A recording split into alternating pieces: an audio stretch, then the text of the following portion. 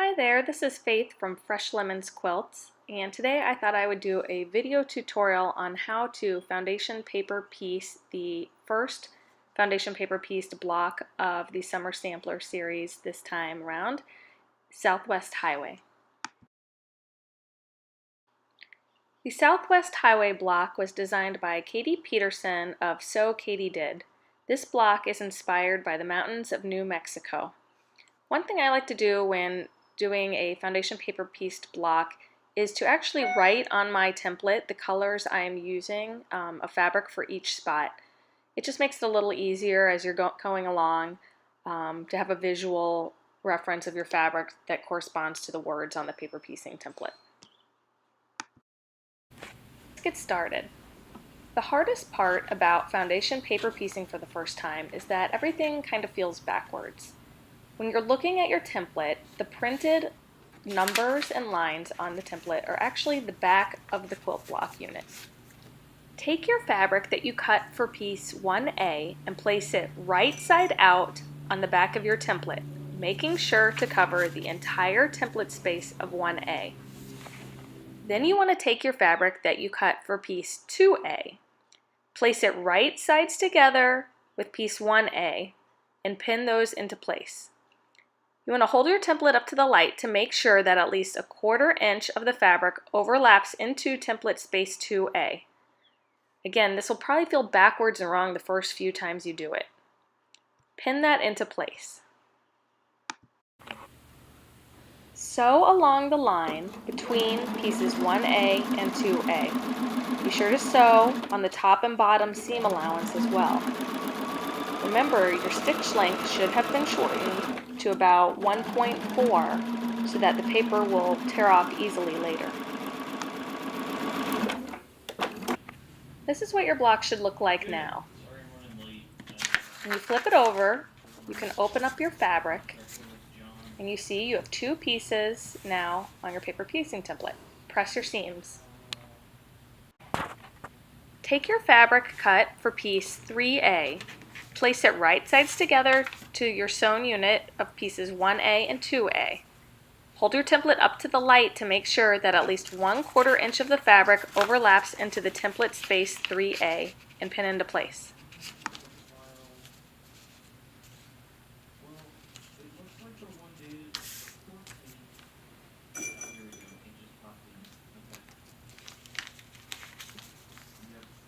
Now once again, we're going to sew on the line between 2A and 3A.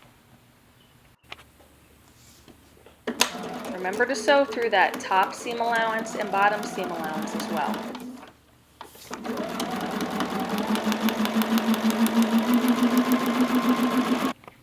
Once you've sewn down the line, this is what your block should look like. When you flip it over, it looks a little weird, right? That's because we need to trim off the excess blue fabric that is past the seam. Fold your paper over at the seam line so you don't cut the paper. Then line your ruler up and trim away the blue. I like to line my ruler up with the 1/4 inch line on the seam so that I get a true 1/4 inch seam as my finished cut there. Press your seams. We are going to continue the process of placing our cut pieces right sides together with the unit and paper piecing all the way down until we have reached 8A. I'm going to put this video in fast forward motion until we get to the end. Don't forget that when you're paper piecing, you need to make sure that the piece you're sewing on is overlapping the line that you're going to sew by 1/4 inch. I like to hold mine up to the light on my sewing machine, my whole unit, so I can see the shadow of where it overlaps to make sure it's overlapping the correct amount.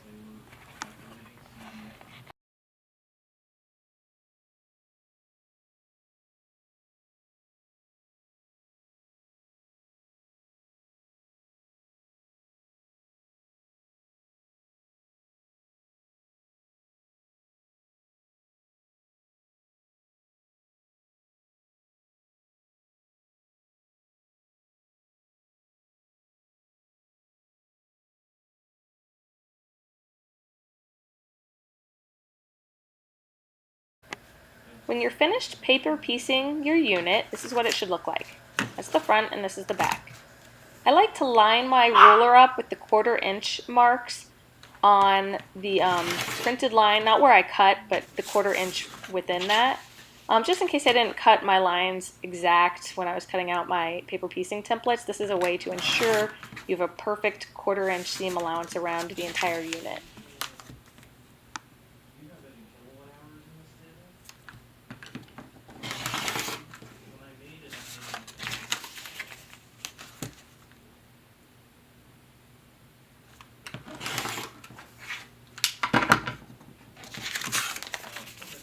And there you have it, your finished template A. I went ahead and made both of these at the same time.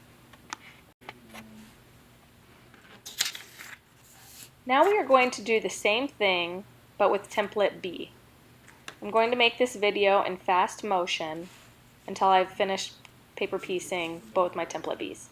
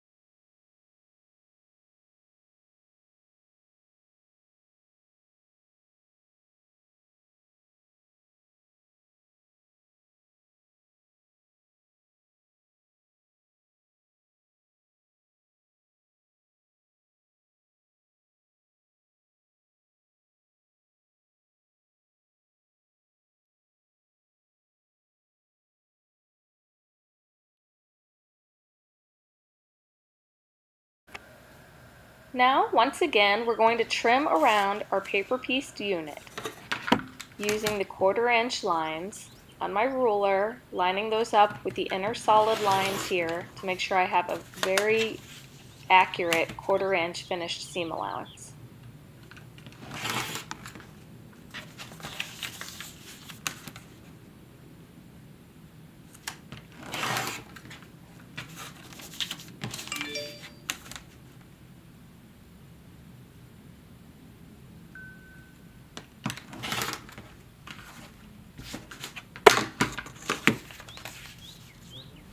And there you have it, 2 finished template Bs. Now let's combine our template Bs with template A and sew them together. This is when I like to remove my paper off the backing. It's really a personal preference, but I just really dislike tearing perforated little bits of paper out of the seam allowance that you get when you're sewing 2 paper piece units together. It's just, picking the paper out of those little areas is kind of a pain. So I like to remove my paper now, but if you're more comfortable sewing them together with paper on them, you can always remove the paper later. Once you remove your paper, don't forget to change your stitch length back on your machine to its normal value. I think mine's usually around a 2.4 or 2.5. You don't want to keep it at a 1.4 when you're not sewing on paper anymore.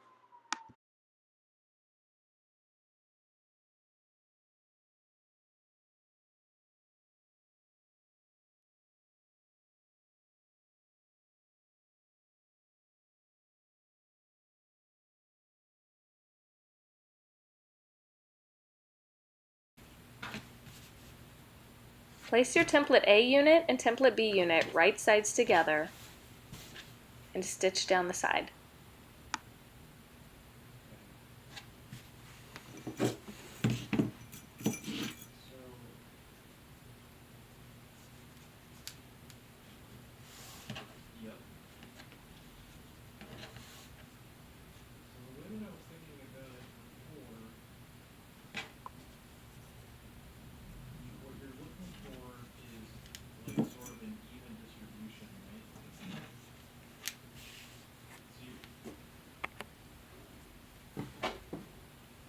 Following the rest of the instructions in this week's pattern, sew your units together with the center strip and finish your block.